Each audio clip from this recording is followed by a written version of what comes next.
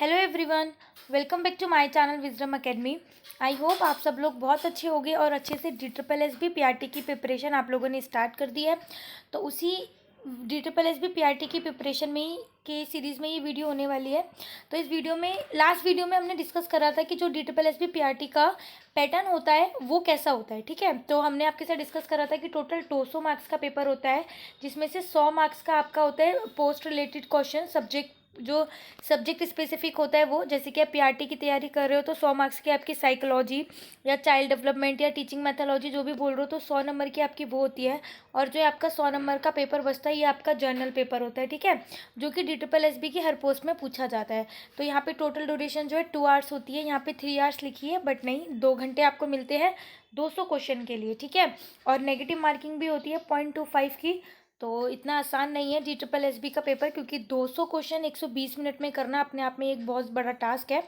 तो इसमें हमने डिस्कस करा था कि कौन कौन से सब्जेक्ट होते हैं। तो देखो, 20 नंबर की हमारी आती है GS, जिसे हम जनरल नॉलेज कहते हैं। 20 नंबर की आती है हमारी रीजनिंग, 20 नंबर की होती है हमारी मैथ्स, 20 नंबर की होती है हमारी हिंदी, और 20 नंबर की होती है इंग्लिश, जो कि हर एक सब्जेक्ट में कॉमन पार्ट रहता है। ठीक है, आप चाहे TGT, PGT, PRT, आप कोई भी पार्ट दो, लाइब्रेरियन, हर कोई भी आप पोस्ट का एग्जाम दो DSSB में, तो आपको ये सारा सेम क्वेश्चन देखना मिलेगा। इसको कॉमन पेपर बोला जाता है, कॉमन पार्ट।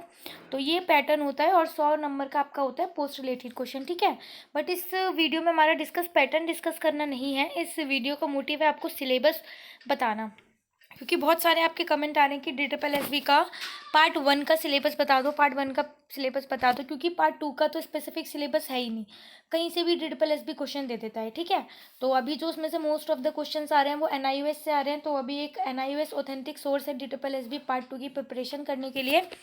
बट यहाँ पे पार्ट 1 का सिलेबस आपको दिया हुआ है और इस PDF का लिंक डिस्क्रिप्शन में है, आप लोग वहाँ से जाके डाउनलोड कर सकते हो। तो यहाँ पे सबसे पहले बात करते हैं GS की, जो कि हमारे 20 मार्क्स का एग्ज़ाम पे होता है।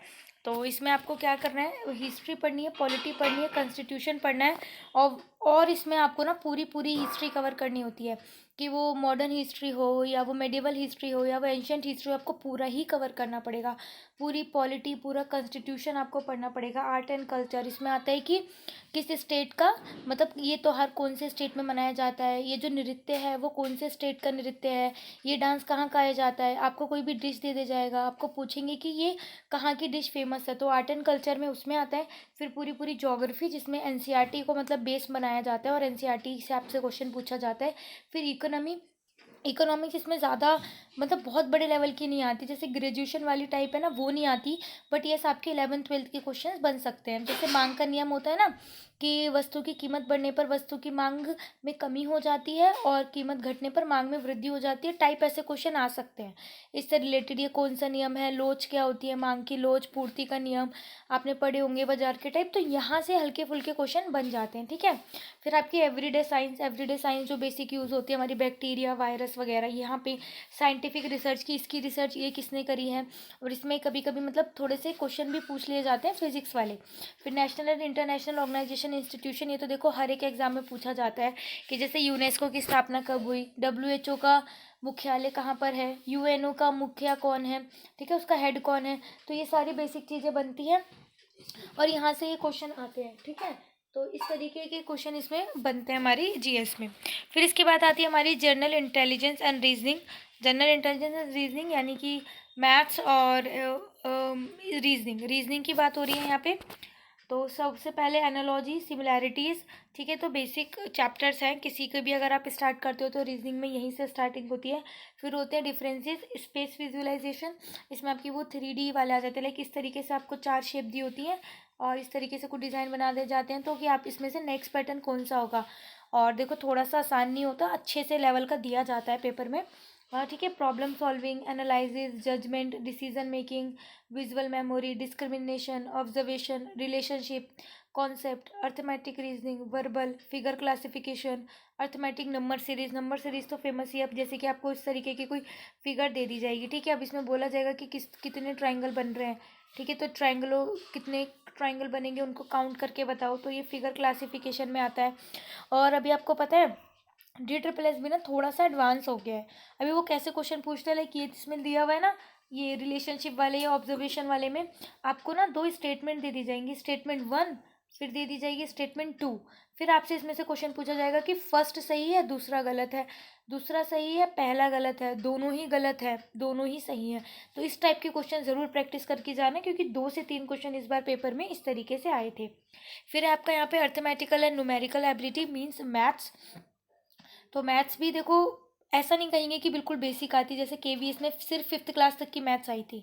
बट अगर आप सोचो कि DSS में भी ऐसी आएगी, तो नहीं, ऐसी नहीं आएगी।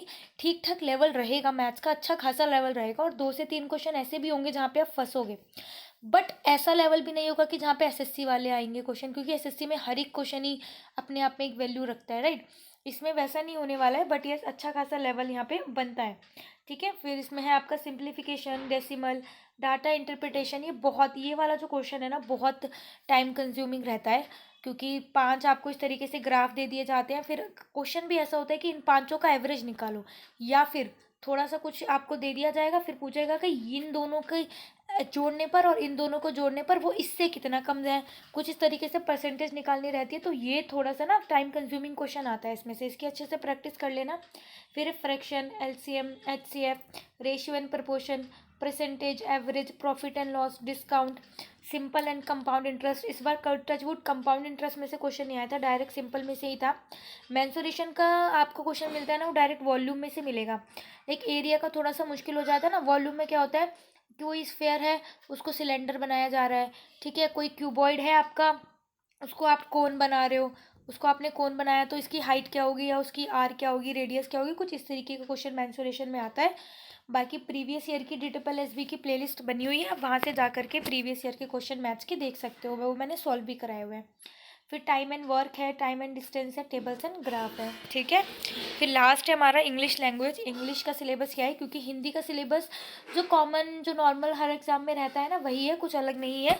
और इंग्लिश का भी वैसे ही है same, reading comprehension which is unseen passage, error spotting. ये एक इस तरीके से आते हैं सेंटेंस में ABCD करके, फिर आपको बताना है किस पार्ट में एरर है, वो आपको फिर बताना रहता है, ठीक है। फिर है one word substitution, sentence correction और improvement, synonyms and antonyms, fill in the blanks, spellings. Spelling में बहुत तरीके में आता है, पता है। इसमें स्पेलिंग में आता है कि find the miss spelt word. Miss spelt आपको पहचानना होता है, मीन्स कि आपको ना 4 दिए होंगे और उसमें से एक गलत होगा, वो आप बताओ। या फिर आपको 3 गलत दिए होंगे, एक सही होगा, उस एक को पहचानना होगा, ठीक है। तो दोनों तरफ से प्रैक्टिस करना, 3 सही होंगे एक गलत होगा, या फिर एक गलत होगा 3 सही होंगे, तो उस गलत को भी छांटने के लिए आ सकता है। इस तरीके के क्वेश्चन है। और लास्ट है ईडियम एंड फ्रेजेस, ठीक है। तो ये था आपका DSSB का पार्ट 1 का सिलेबस। वीडियो, ये जो PDF है इसका लिंक डिस्क्रिप्शन में है, आप लोग डाउनलोड कर सकते हो।